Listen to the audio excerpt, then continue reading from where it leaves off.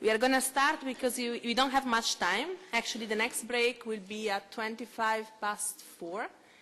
So we have a really, really short workshop and two relevant speakers here. So first of all, I'm Emanuela Biffi from the European Forum for Restorative Justice. I'm going to chair this session. And we have here Professor Dunke from the university, which a really difficult name, Greifswald, which I never can pronounce it, in northeast of Germany. Professor Dunkel was mentioned already before by Professor Artsen concerning this overview on restorative justice across the 36 European countries. But in this case, he's going to speak about a specific model on restorative juvenile justice. So I'm going to be really brief on the presentations because, as I said, we don't have much time. The second speaker is Cédric Foussard from the International Juvenile Justice Observatory. And again, the topic is restorative justice, the restorative justice juvenile model. He's working, as I said, for the International Juvenile Justice Observatory, which is a foundation, a Belgian foundation working on victims' rights and children, juvenile rights, and specifically with children and juveniles who had conflict with the law, with the legal system. I will leave the floor to Professor Dunkel first for 15 minutes. Okay. Merci pour l'invitation. J'ai justement pas lu le programme strictement parce que j'ai préparé mon intervention en français. Je ne savais pas qu'il y a une traduction anglaise. Anglaise serait beaucoup plus facile pour moi. Alors je fais mon mieux avec beaucoup de fautes linguistiques. Vous pardonnez, j'espère. Est-ce qu'on peut faire le full ça va? Full slide? Yeah, the full screen. I don't know. There was a technician. Yeah, yeah, but I don't know how to. Bon. Non, c'est pas ça. Non, à droite, à droite, à droite. Oui, voilà. Très bien. Alors. Bon, le programme, normalement, c'était un peu ambitieux. Vous pouvez imaginer, dans 20 minutes, c'est impossible de traiter tout ça. Mais heureusement, Ivo a pris déjà la moitié de mon intervention parce qu'il a cité beaucoup de cette recherche qu'on a faite. Je vous raconte, premièrement, l'histoire de mes recherches. J'ai commencé avec des recherches sur les réformes actuelles dans les pays européens en général, et en particulier concernant l'introduction de la justice restaurative au niveau de droit pénal des mineurs. Et on a publié 4 volumes sur Juvenile Justice Systems in Europe en 2011, et on avait chercher quels sont les mots-clés de réforme dans les 15, 20 années passées. Et c'était une fois, en particulier dans les pays de l'Est de l'Europe, les garanties des droits des mineurs, les influences des conventions de droit, et comme Ivo a mentionné, c'était d'entrer dans la communauté européenne. Ils devaient suivre les recommandations du Conseil de l'Europe, de l'ONU, etc. Deuxième réforme, c'était l'intervention minimum, d'introduire des systèmes de classement, vous dites diversion, etc. Introduction des sanctions éducatives au milieu ouvert, et ça c'était l'important, l'orientation vers une justice restaurative avec d'introduire la médiation, conférence familiale. Mais aussi, naturellement, comme c'était la discussion des années passées, l'orientation vers des tendances néolibérales, durcissement des peines, élargissement du contrôle social, comme surtout en Angleterre, on peut le voir, mais aussi en France. et dans d'autres pays. Alors, cette publication, Juvenile Justice System en Europe, c'était en 2011, et la question qui nous continue, c'est à quel niveau des poursuites pénales ou de sanctionner la justice restaurative peut être implémentée. Alors, les différences entre la justice pénale traditionnelle et la justice restaurative est déjà mentionnée. Ça, c'est justement une caricature.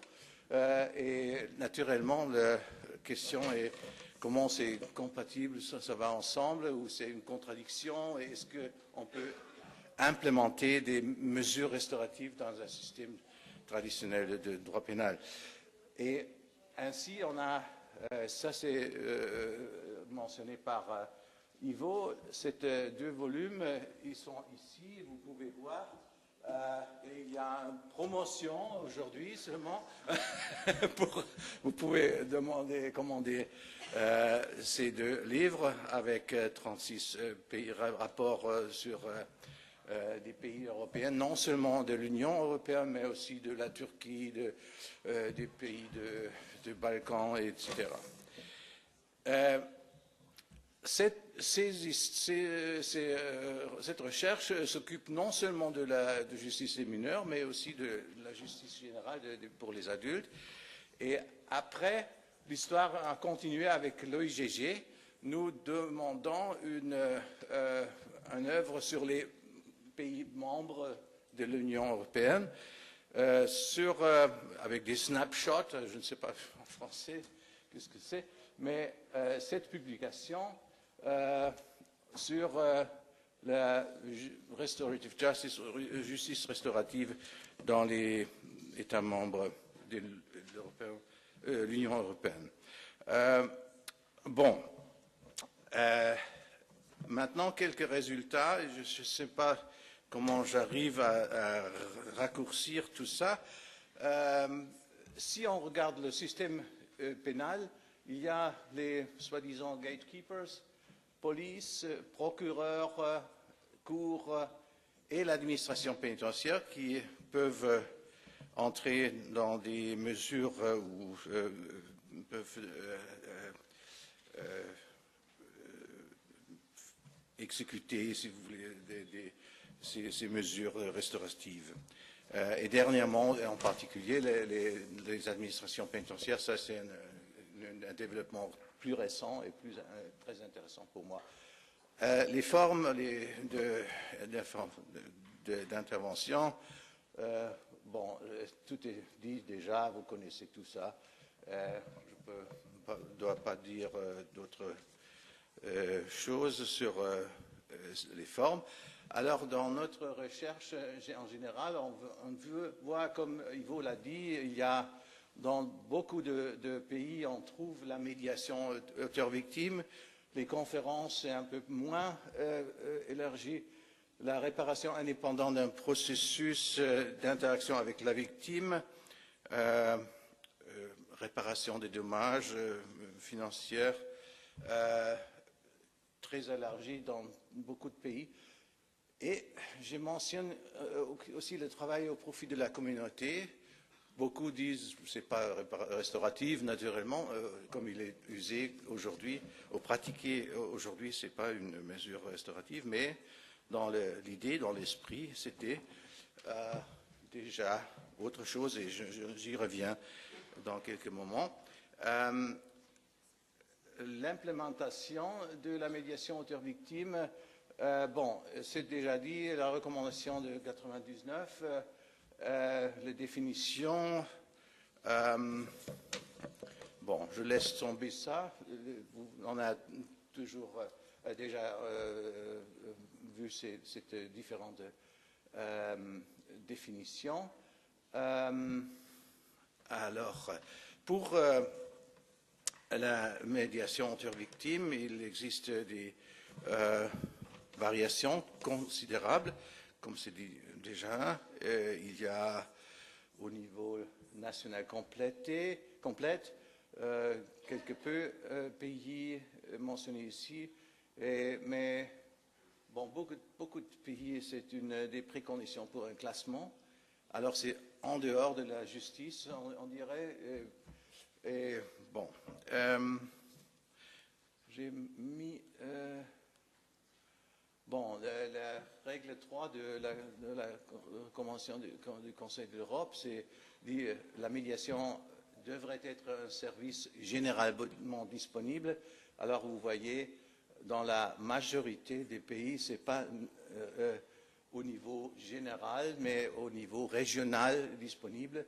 Et même dans les pays où on a la médiation généralement disponible, ce sont dans beaucoup de villes, des communes, c'est justement un deux cas, peut-être, c'est pas une pratique très élargie. Alors c'est que Ivo a dit comme implementation gap, l'implémentation reste très modeste. Il y a différentes orientations envers la victime ou envers l'auteur. Je laisse tout ça. Attention, ça c'est pas tellement nouveau et intéressant. Les conférences, j'ai déjà dit, c'est seulement dans quelques pays et limité aux projets régionaux, particulièrement dans les droits des mineurs. L'Irlande du Nord, par exemple, a introduit cette forme de conférence dans chaque cas, on dirait. Il y a une référence à ces systèmes de conférence. Bon, je laisse tout ça aussi. Dans 20 minutes, il faut... Oh là là, oh là là. Alors, la réparation aussi. Travail au profit de la communauté. Vous connaissez tout cette mesure éducative dans le droit pénal des mineurs ou aussi même dans le droit pénal général dans beaucoup de pays. Une sanction indépendante ou une sanction éducative. Attention. Bon. Ce qui est intéressant, si on voit dans l'histoire du travail au profit de la communauté, c'était Martin Wright qui a en 1991 dit le TIG en principe est basé sur l'idée de justice restaurative car l'auteur redonne quelque chose à la société. Les éléments plutôt répressifs étaient vus comme produits secondaires de l'engagement de l'auteur. Aujourd'hui, ça a changé et c'est peut-être un bon exemple des dangers que les mesures restauratives donnent s'ils sont implémentés dans le droit pénal. Parce que le droit pénal, le punitif, peut changer le caractère restauratif. C'est comme avec le travail au profit de la communauté, et je dirais peut-être aussi parfois dans la médiation. Si la médiation est exécutée au niveau du parquet ou du juge, c'est parfois doutable et plutôt punitif qu'on veut le réaliser. OK.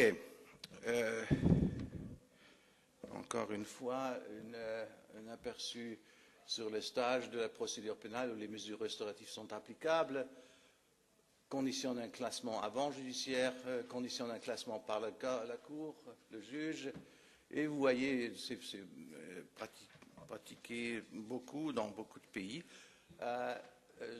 Au niveau du juge de la Cour pénale, comme sanction ou mesure de caractère restauratif, aussi beaucoup de pays, réparation ou un processus restauratif comme condition pour une atténuation de peine. Alors, médiation peut amener à une atténuation de la peine. Dans beaucoup de pays, c'est prévu dans les règlements de droit pénal. Et les éléments de justice restaurative dans la prison. Alors, il y a pas mal de pays qui impliquent cette idée.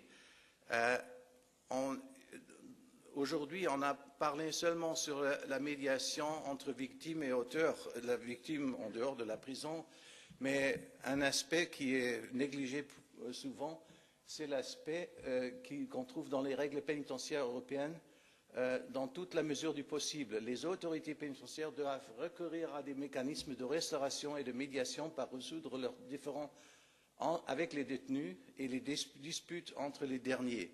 Alors c'est aussi une mesure de régler les conflits dans la prison. La prison est une institution violente. Il y a beaucoup de victimes dans la prison, les détenus qui sont victimisés par d'autres détenus. Alors, et en Allemagne, par exemple, dans les lois pénitentiaires, on a introduit cette idée et pas mal de conflits sont résolus, et surtout dans les prisons des mineurs aussi, d'ailleurs. Dans ce sens. Et généralement appliqué, je pense, en Belgique. Vous pourrez raconter sur ça, ce que dans les prisons en Belgique, on a pas mal de développement sur la justice restaurative. Bon, la justice restaurative en prison, c'est une chose qui m'attirait dans ce sens, c'est l'idée des prisons restauratives. C'était un projet en Angleterre il y a une dizaine d'années où on a donné des détenus la possibilité de travailler pour leur communauté, la communauté en dehors de la prison. C'était une bonne idée et je pense que l'idée de making good, Maruna work, c'est vraiment quelque chose que les détenus veulent faire. Ils sont prêts à faire quelque chose de bien pour la société, pour redonner quelque chose à la société s'ils reçoivent un traitement favorable pour eux. Bon, alors, et naturellement, on a des programmes de traitement, de rehabilitation, qui développent la responsabilité de l'empathie pour la victime.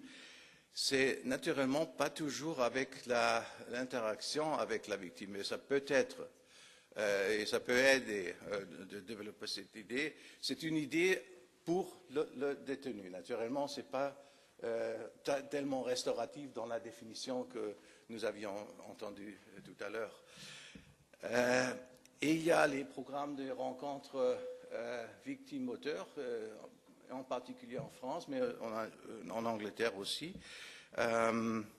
Et la base criminologique, c'est que parfois des crimes et des délits sont causés ou facilités par l'auteur, car l'auteur a intériorisé des techniques de neutralisation, dénigrement et déshumanisation de la victime. Alors, le but de traitement est d'éliminer ces techniques et d'établir des inhibitions à commettre un crime à travers confrontation avec la souffrance de la victime. Bon, alors bon, ça va encore. 11. La pratique dans des différents pays, avec l'exception de Finlande et Irlande du Nord, les taux d'application de la médiation et d'autres mesures restauratives restent assez faibles. C'est vraiment une chose qu'on doit voir, que par exemple en Autriche, seulement 5-6% des mineurs sont pris en charge par des services de médiation. En Allemagne, un peu près les mêmes.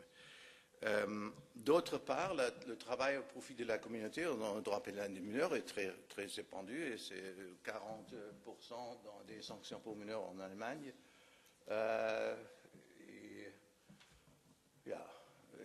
Mais c'est, comme j'ai dit, ce sont des sanctions plus répressives que pas restauratives.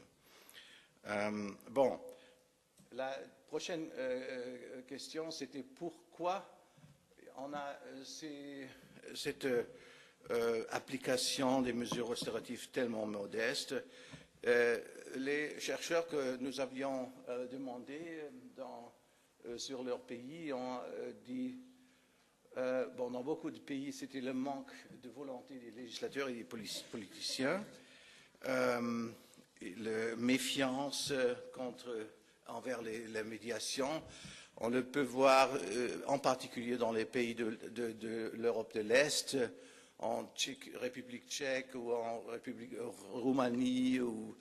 Le commencement est toujours, si c'est un développement top-down, je ne sais pas en français, top-down et bottom-up, hein, mais dans ces pays, c'est naturellement, c'est introduit par la loi et le législateur a voulu d'introduire la médiation, mais les parquets et les juges n'étaient pas prêts encore, comme en Roumanie en particulier, mais aussi en Tchéquie.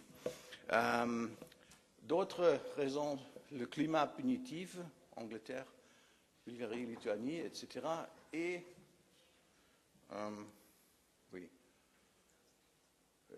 ok, je ne sais pas, j'ai perdu quelque chose. Alors, aspect d'évaluation.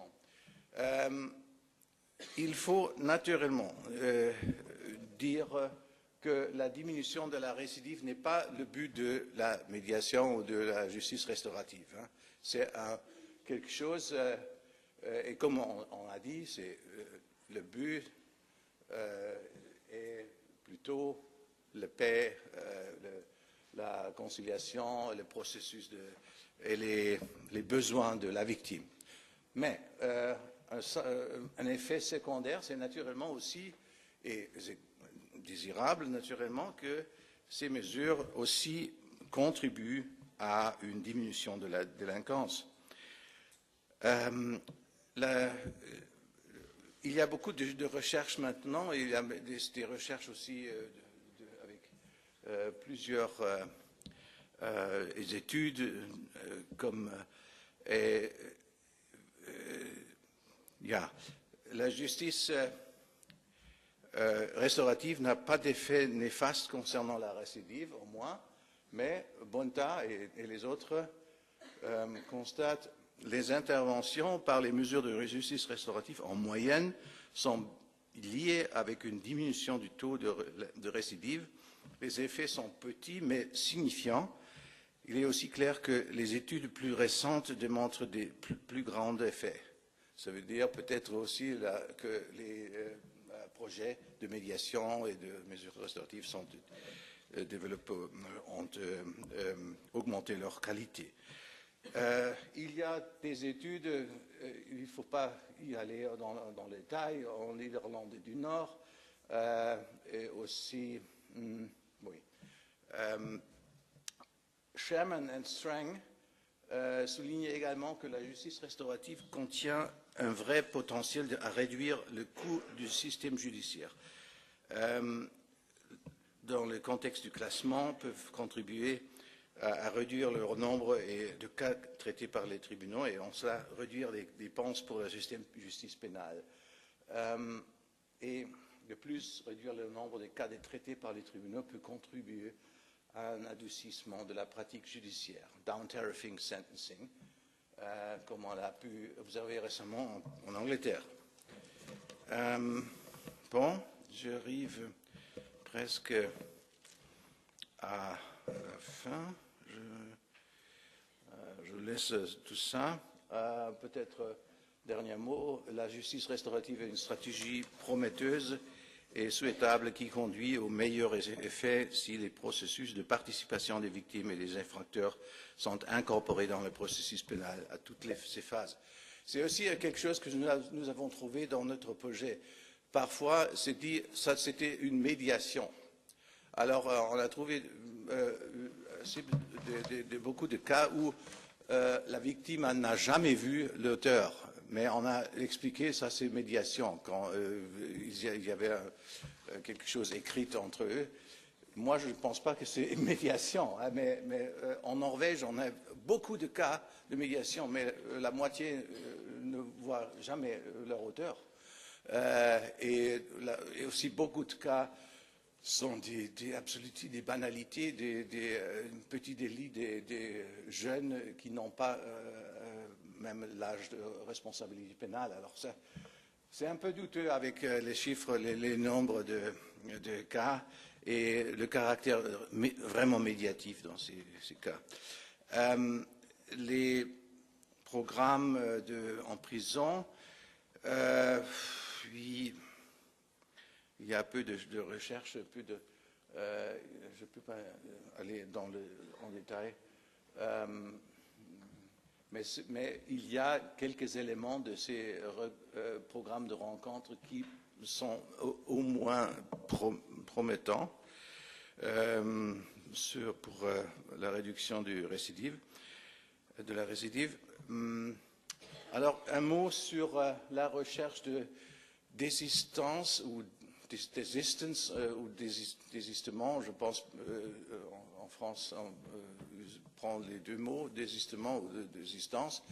Il y a pas mal de recherches et je peux vous justement signaler que dans le prochain Journal of Restorative Justice, édité par Ivo, il y aura deux articles, un de Ivo et quelqu'un de la Belgique, et l'autre de Klaas et de Joanna Shepland, avec très bien, merci pour me l'envoyer la semaine passée, très bien, qui donne vraiment des indices au moins que la justice restaurative a un lien avec la désistance et que peut contribuer sincèrement à cette réduction, cette désistance du crime. Alors les théories de désistance démontrent que l'abandon du mode de vie délictueux sont le résultat des facteurs structurels, trouver l'emploi, trouver des relations personnelles stabiles, et cognitifs, la décision d'abandonner la vie criminelle, le changement d'attitude, l'empathie envers la victime ou des victimes potentielles, et la médiation pénale et les rencontres avec victimes peuvent aider à renforcer ce processus d'abandon de mode de vie et d'insertion sociale. C'est vraiment intéressant et je vous recommande de lire ces articles. Perspective, alors je suis tout de suite, j'ai fini. Bon, le problème de la disponibilité des mesures restauratives, alors ils ne sont pas disponibles à tous les stages de la procédure pénale, problème de la disponibilité à l'échelon national, comme j'ai dit tout à l'heure. Les mesures souvent sont limitées au cas de délinquance moins grave. Toute évidence de la recherche démontre la convenance des mesures de justice restaurative aussi dans les cas des crimes graves. Les gatekeepers de la justice, parquet, juges, etc., police, empêchent une pratique plus élargie car selon leur opinion, la justice restaurative ne représente pas l'entendement de la justice dans le public. C'est souvent on peut voir ces arguments. L'intégration des mesures restauratives dans le droit pénal peut changer leur caractère vers le punitif, voire l'exemple du travail au profit de la communauté. La primauté des orientations punitives aux idéales restauratives, on a dit parfois, on a parlé de la McDonaldisation of restorative justice. Il y a le conflit entre populisme pénal et justice restaurative, naturellement, et le danger des interventions plus sévères par les mesures de justice restaurative. Alors, si les mesures de dédommagement, par exemple, sont en plus à la peine, ce n'est pas vraiment la chose que nous désirons d'une justice restaurative. Et il y a aussi naturellement la mécompréhension de la justice restaurative par les praticiens concernant les avantages de la justice restaurative. Alors, qu'est-ce qu'il faut? Il faut de recherches pour promouvoir l'expansion de la médiation et des mesures comme conférences et cercles de paix pour résoudre des conflits sociaux plus grands. Il faut plus de recherches pour l'évaluation du rôle de la justice restaurative dans le processus de la désistance du crime. Plus de recherches et efforts dans la pratique sont nécessaires pour l'implémentation des mesures restauratives dans les prisons. et la nécessité d'établir le soutien social pour la justice restaurative dans le public, la justice, le législateur et les politiciens. La nécessité d'établir la législation, l'implémentation et la pratique concernant la justice restaurative à base de l'évidence empirique et des principes d'une politique criminelle rationnelle basée sur ces évidences. Et je vous remercie. Je m'excuse pour beaucoup de fautes et beaucoup de peut-être mécompréhension, etc.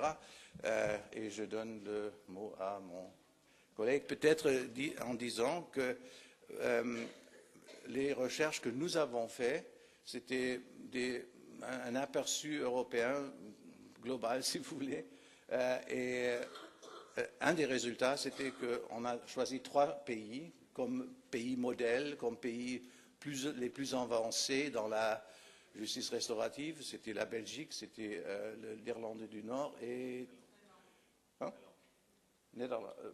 Finlande.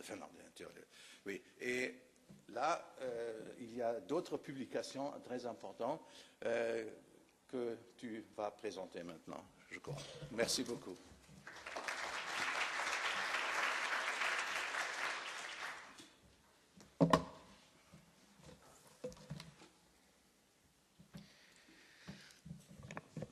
Thank you very much. Non, alors, on m'avait dit que c'était traduit en anglais, mais je ne vais pas faire la présentation en anglais. Même si l'organisation est belge, je suis du sud-ouest de la France, donc vous noterez peut-être à la place d'un accent belge, un accent du sud-ouest, je m'en excuse déjà.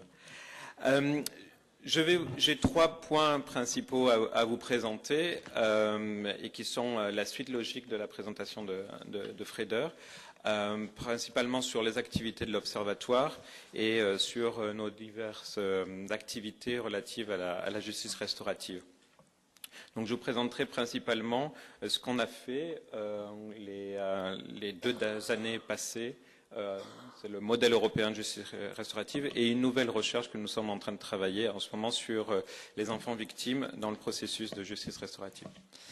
Alors pour ceux qui ne connaissent pas l'Observatoire, nous sommes une fondation belge. Nous travaillons bien sûr donc sur la problématique des enfants en conflit avec la loi, à la fois infracteurs, victimes et témoins, et nous travaillons à la fois des problématiques liées à la recherche, au plaidoyer ou à la formation et l'assistance technique. Sur notre organisation, et je pense que c'est important pour que vous compreniez la suite, l'Observatoire, c'est à peu près 10 000 contacts à travers le monde. Nous avons essayé depuis une dizaine d'années de travailler avec ces 10 000 personnes. Je peux vous dire que c'est un peu impossible. Donc nous avons créé ce que nous appelons les réseaux régionaux. Ce sont des think tanks, des centres de recherche, les conseils continentaux de justice juvénile. Alors je vous parle de ça puisque c'est dans le cadre du réseau européen qui est composé donc de représentants des 28 États membres, en particulier des membres de la société civile, du système judiciaire, des universitaires, des représentants de l'administration publique comme la PJJ en France, etc., que nous avons travaillé les problématiques d'actualité qui nous mènent à ma présence aujourd'hui. Je passe sur ça. Nous avons, lors de notre 3e meeting à Londres, essayé de réfléchir sur quelle évolution pouvons-nous donner à la justice juvénile en temps de crise économique. Et donc, nous avons essayé de changer le paradigme, changer notre discours sur les droits de l'enfant afin de démontrer qu'il y avait des possibilités d'améliorer le système de justice juvénile en faisant d'une certaine façon moins de dépenses. Et une des conclusions qui était derrière ça, c'était aussi l'investissement dans des pratiques restauratives. À la suite de ça, nous avons dédié les prochaines années sur la création de ce modèle européen que je vous présente et qui a donné lieu à de nombreux débats au sein du Conseil européen de justice juvénile. Alors voici le rapport. Je vous donne moi aussi, je fais comme Freder, je fais la promotion.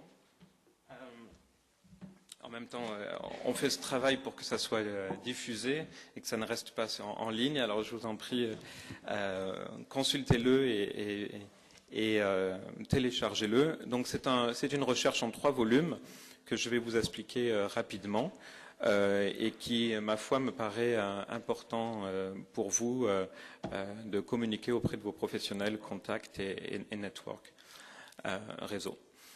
Donc nous avions pour cette étude deux équipes. La première équipe était autour de Freder et de deux de ses collègues, Andrea Parazonou et Philippe Horsfield, avec qui on a eu le plaisir de travailler. Et aussi une deuxième équipe plus basée sur les pratiques avec Tim Chapman, que vous connaissez pour ceux qui sont liés au Forum européen, mais aussi Maya Gelin, qui a une spécificité d'études sur la justice restaurative en Finlande et sur son application, les pratiques restauratives dans les milieux scolaires. Et finalement, Monique Anderson, qui fait aussi partie du Forum européen. Voilà. Alors donc pour cela, nous avons eu une méthodologie qui, ma foi, était assez complète. Nous avons étudié dans les différents pays européens avec Freder les différentes pratiques. Et comme l'a dit Freder, nous avons donc du coup porté notre attention sur les trois pays qui étaient cités auparavant. L'Irlande du Nord, qui à mon goût est un pays extraordinaire à étudier dans le cadre de la justice restaurative, mais aussi la Finlande et la Belgique. Puis nous avons développé donc ce modèle européen qui donne un cadre d'action global et aussi ce qu'on appelle les case studies sur ces trois pays.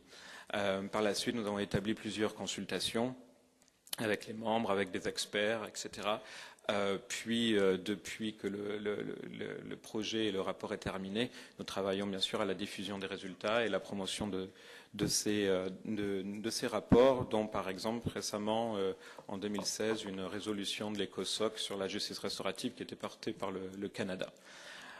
Voilà. Alors, sur le premier volume que vous avez devant vous, qui est en fait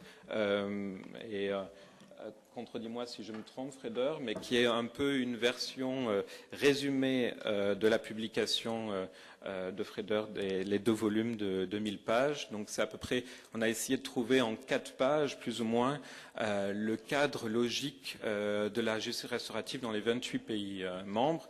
Donc cette publication est en anglais, mais je pense qu'elle donne réellement une vision concrète de ce qui se passe dans chacun des pays sur plusieurs niveaux. Nous avons étudié bien sûr le domaine légal, la base juridique, donc, mais aussi le cadre organisationnel, quels sont les acteurs, quelles sont les institutions, puis la pratique. Donc c'était l'exemple par exemple de la Norvège de Freder. Effectivement, il est important de voir exactement ce qui se fait en pratique. Il y a beaucoup de choses qui s'appellent justice restaurative et qui ne le sont pas forcément.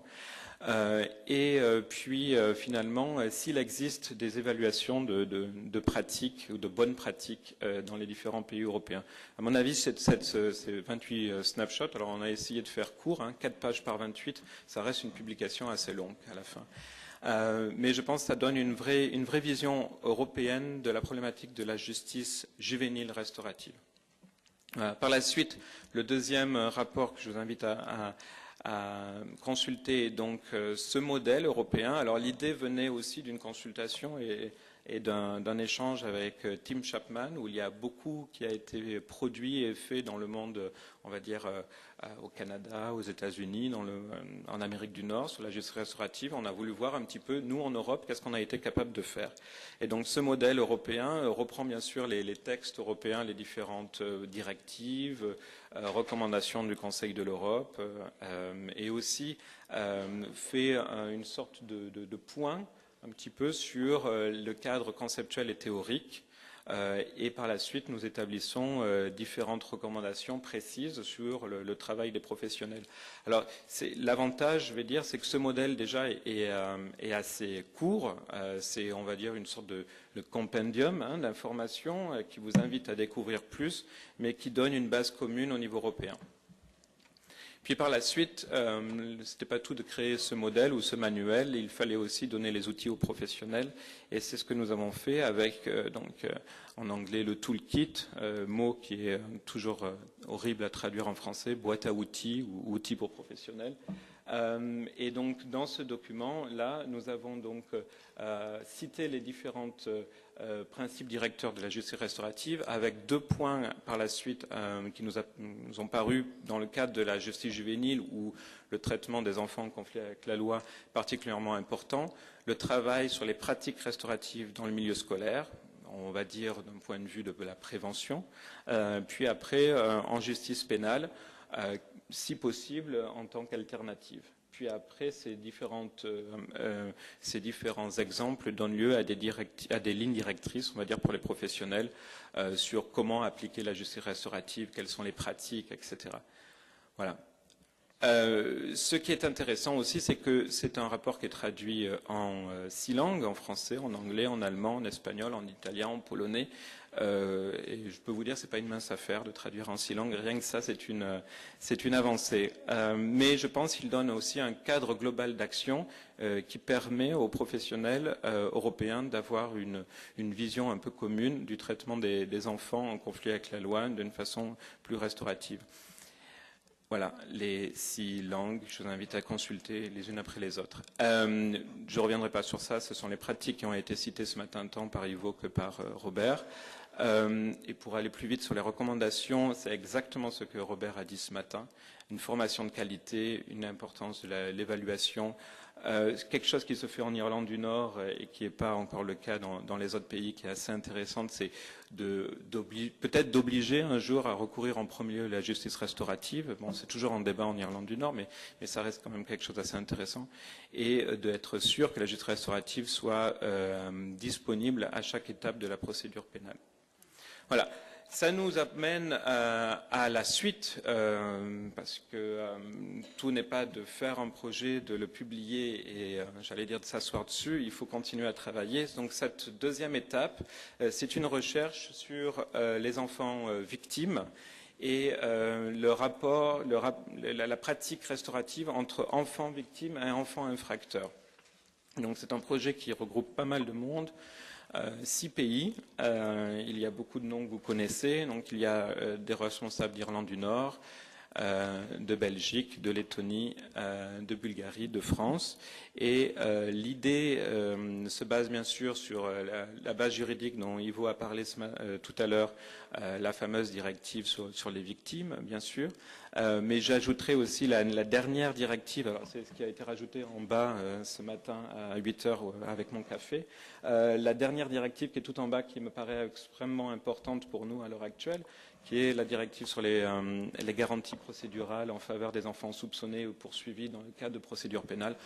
On ne va pas dire que les textes européens choisissent des titres faciles, ça se saurait, mais l'idée est véritablement de créer une directive sur la justice juvénile en Europe. Et il y a 2 articles qui se focalisent sur la justice restaurative, le 17 et le 19. Donc on n'a plus d'excuses. Maintenant, c'est vrai qu'il faut s'y mettre. Comme vous le savez, les directives sont directement applicables en droit national. Cette idée que nous avons eue est donc d'étudier plus particulièrement le travail qui peut se faire de médiation, l'approche restaurative entre un enfant victime et un enfant infracteur. Et c'est une façon de donner une suite au rapport qui a été fait précédemment et aussi de l'aborder depuis une autre perspective, qui est celui de la victimisation. Alors, je vous parle de ce projet parce qu'il vient juste de commencer la semaine dernière, en fait, donc j'ai aucun résultat à vous proposer, mais c'est une invitation. Cette invitation vient du fait que nous allons travailler sur un échange entre professionnels, entre différents ministères et institutions, pour essayer de déterminer de possibles projets pilotes dans 3 pays que l'on appelle les pays mentors, donc l'Irlande du Nord, la Finlande et la Belgique, et essayer de voir quelles sont les possibilités d'appliquer des pratiques similaires ou de les adapter au niveau national, donc en France, en Lettonie et en Bulgarie. Alors je comprends bien que la Lettonie et la Bulgarie, ça vous intéresse certainement moins, mais puisque ça va se passer aussi en France, c'est aussi pour vous. Voilà, et je termine avec ça et je vous remercie. Bonne journée.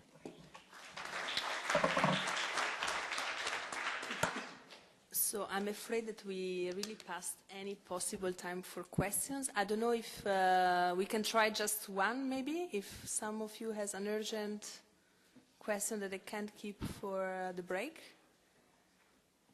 No? Then I just suggest that we go for the break. There should be a coffee break of 10 minutes, and then 10-15 minutes, and then we start again with the next workshops.